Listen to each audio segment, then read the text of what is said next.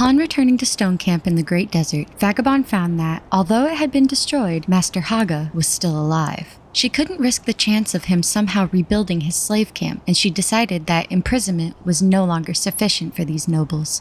She would give them the death that they were deserving of. Vagabond wasn't made this way. The world around her made her be this way. Master Haga now belonged to the Painted Tribe, aka the Cannibals.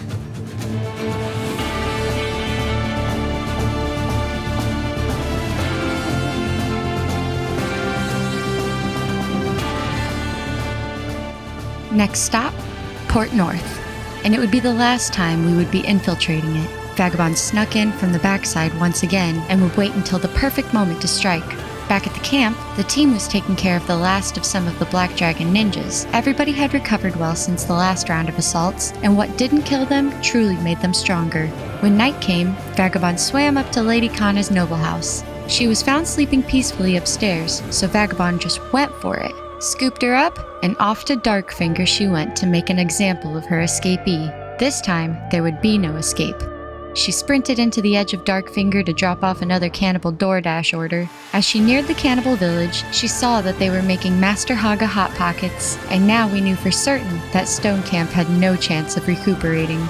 The cannibals noticed her before she could lock Lady Kana up properly, so she improvised by throwing her to them and got the hell out of there.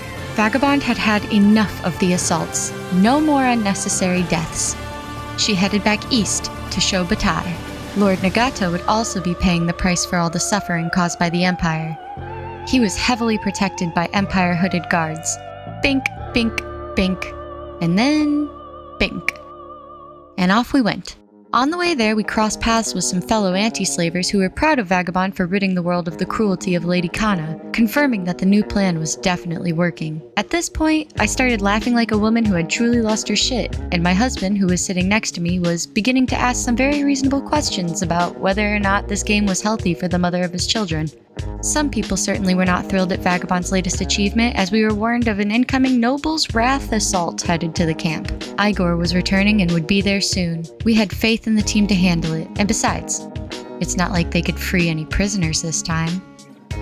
Igor arrived in no time flat, and he did not come alone.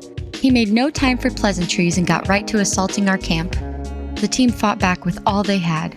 Hammett fell first. Naifari was firing shots from up on the walls. Ludwig, Perislow, and Bo were all in the thick of it. It wasn't long before Naifari was the last Tinfister standing, and Igor and his men were beating down our doors. She tried her very hardest to remain upright, but alas, she was down, and the assault had ended. Igor had left some serious damage to the team, but they were not defeated. Meanwhile, Vagabond was about to teach Nagata why cannibals are not known for their hospitality. At the base, Ludwig was carrying his fallen teammates into one of the houses for recovery when we got a special surprise. Tinfist, as well as several other anti-slavers, had arrived, saying that he figured we could use some reinforcements. A day late and $1 short, good buddy Mr. Fist. I guess no one had informed him that Igor had already passed through. As a result, he just stayed. He also confirmed that Longin had truly died somehow after his escape from our camp, and now is the time to wage war on the desert. He told Ludwig good job, and I mean, yeah, I guess Ludwig does a good job of holding down the fort and everything. Surely if Vagabond would have been there, she would have gotten some sort of accolades as well. Anyways, in the Great Desert, Vagabond was checking that her work was paying off this time. Port North had been wiped out, and now she was checking on Shobatai. Uprisings were popping up all over town. The Empire peasants were beyond fed up. They weren't strong enough to take down the samurai, but they were angry enough to get the message across. Next up, a small coastal city called Bark, home to the noble Lady Sanda. Breaking into her house was easy because there was nobody guarding the door.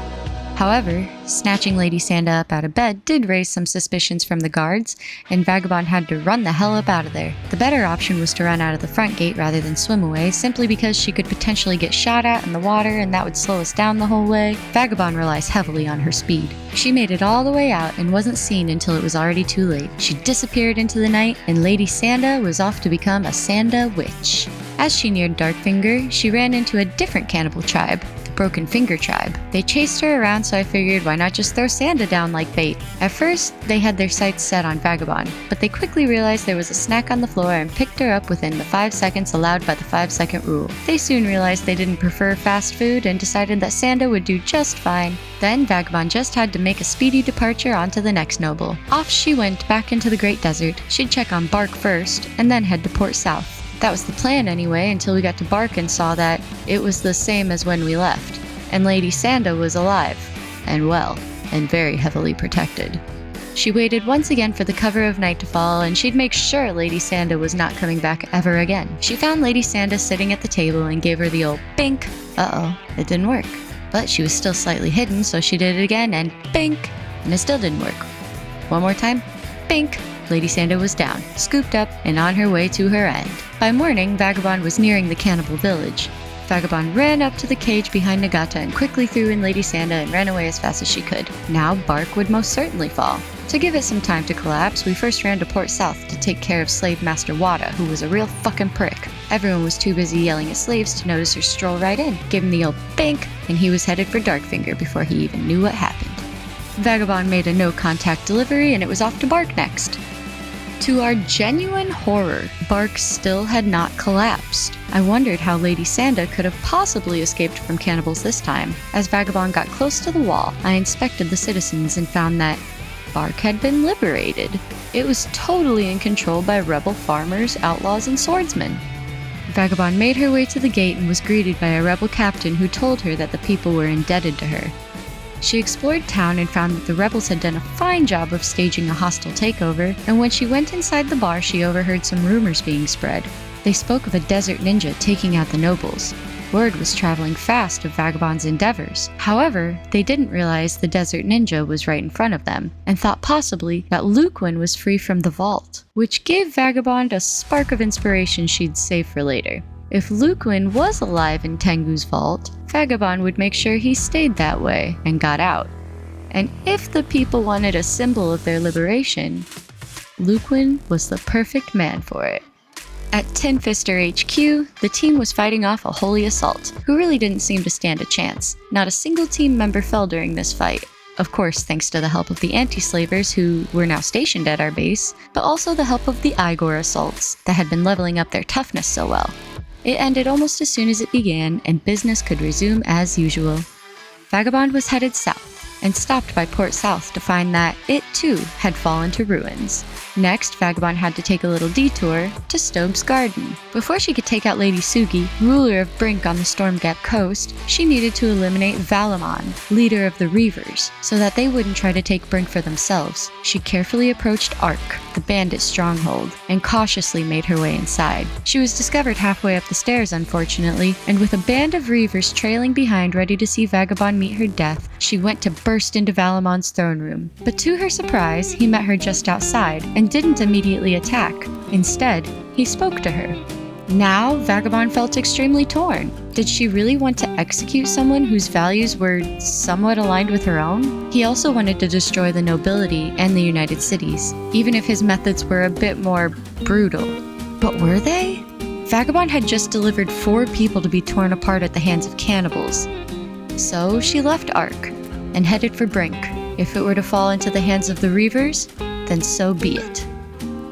A second Noble's Wrath assault landed on the base. There weren't nearly as many samurai this time, and I actually didn't even see Igor himself. The anti-slavers were exactly the kind of help we needed at this point, except I did notice something truly disturbing during the chaos. Tinfist, the most legendary martial artist in all of Kenshi, abandoned the way of the fist in favor of a hungry bandit's iron club, and I couldn't take it from him, even if I wanted to. It was his stick, there were many like it, but that one was his.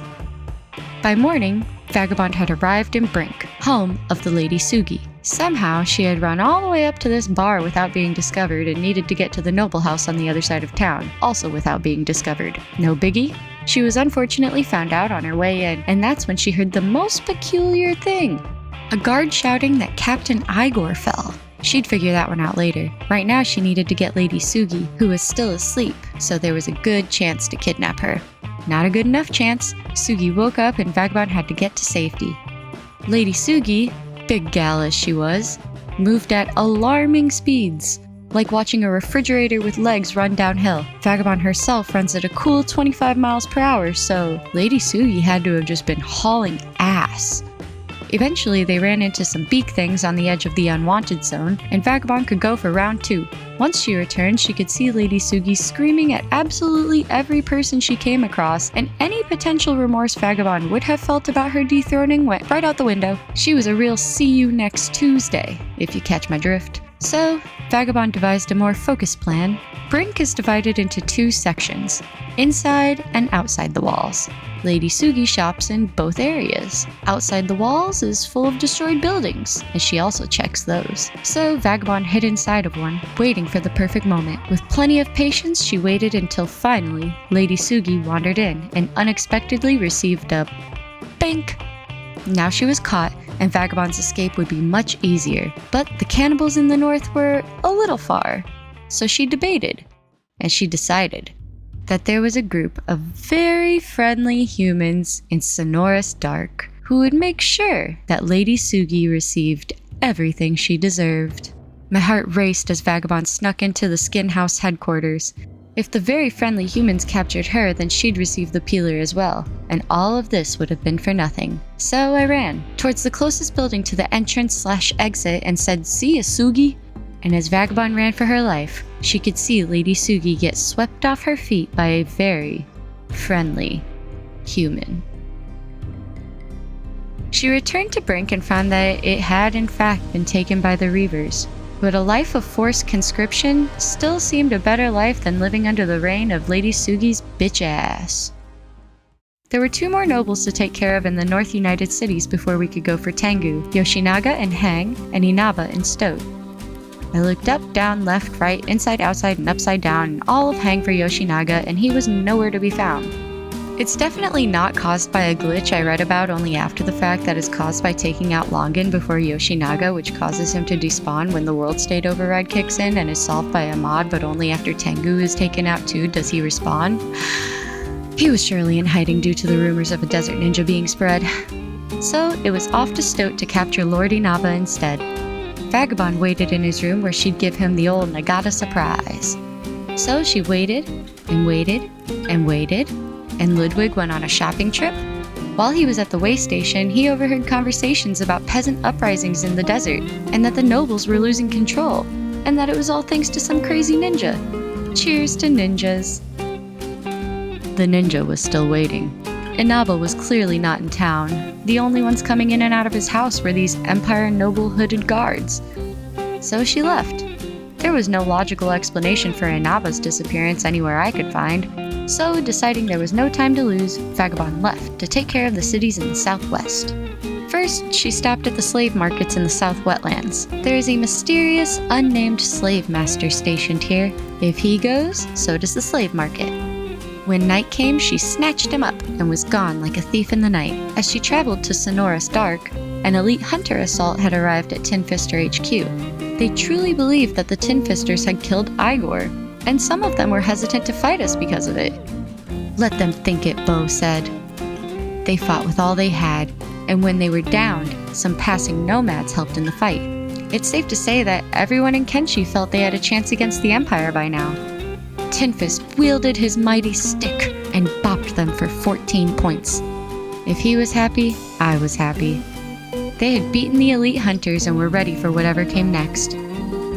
Vagabond could hear the screams coming from whatever poor fool found themselves in the peeler machine. A whole group of skin bandits, very friendly humans, met Vagabond outside. She dropped him on the ground and ran off, watching from a distance to see that he made his way inside.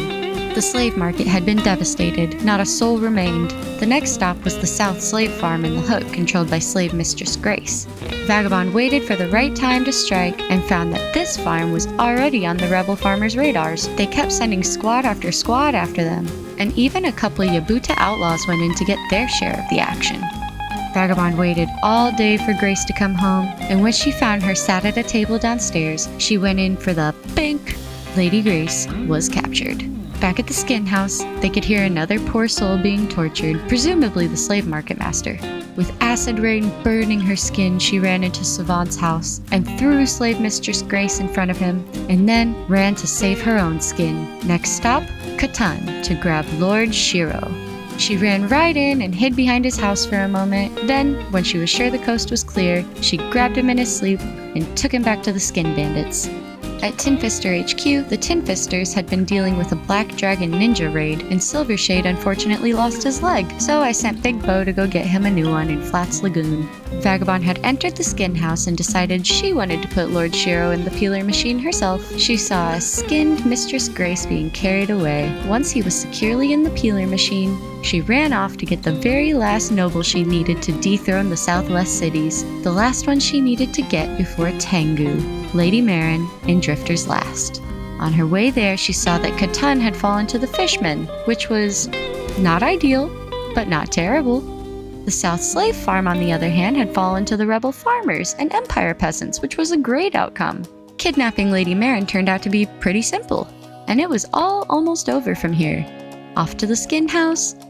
Then she had one more goal to accomplish before she could get Tengu. As she made her way north, I checked on the map and saw what was supposed to be a Holy Nation assault on their way to the base. They were almost there when they just vanished. Then a second assault seemed to just turn around. As another assault made their approach, they seemed to just stop. So I went into FreeCam to figure out what the fuck was going on here, and was shocked to find High Inquisitor Seta taking a relaxing dip in the pond outside our base. No armies, just Seta. And I had been starting to think it, but it was right around here that really confirmed in my mind that my save was having a stroke. Seta eventually made his way over to the base and beat the ever-loving shit out of the Tinfisters. Things were looking grim as the team lay unconscious on the ground, and the anti-slavers were of no help. But then, Seta got distracted by a bone dog on the outskirts of town and just ran back and forth chasing it. Once the bone dog dragged him a bit too close to the gate, then it was on. Everyone ganged up on him and he got knocked out cold. So I thought it was fitting to just throw him in one of our prison cages. We hadn't intended on starting on the Holy Nation's dismantling just yet, but if they were going to put in some of the work for us, then why not? We were back at the vault. All the talk about Luquin earlier gave Vagabond the feeling that he truly deserved to be the final chess piece to knock out the king. And, like a good creator, I was taking some cinematic shots. When I saw this guard warn someone not to approach. Out of curiosity, I checked to see who he was talking to, and it was none other than Yabuta of the Sands. Like, what the fuck, dude? I worked very hard to make sure you got out of this exact place alive, just for you to run right past it being tailed by some fucking dust bandits? Yep, game is having a stroke.